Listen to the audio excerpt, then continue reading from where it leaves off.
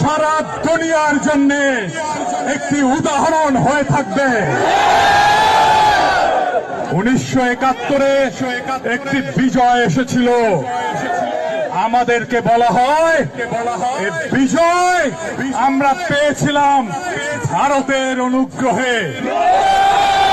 2024-এর বিজয় কোন বিদেশি শক্তির অনুগ্রহে নয়।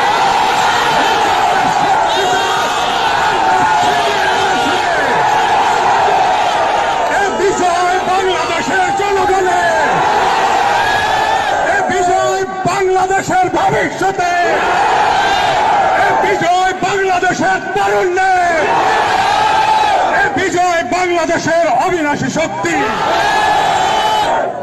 আজ এই বিজয়ের মুহূর্তে সবাইকে বলে দিতে চাই, পৃথিবীকে বলে দিতে চাই,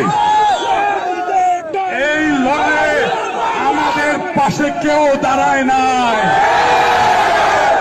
কোন পরাশক্তি দাঁড়ায় নাই, কোন পশ্চিমা শক্তি দাঁড়ায় নাই। আমরাই আমাদের লড়াইকে ছিনিয়ে নিয়েছি। সবাইকে বলে দিয়ে বলতে চাই, বাংলার মাটি দুর্জয় ঘাটে।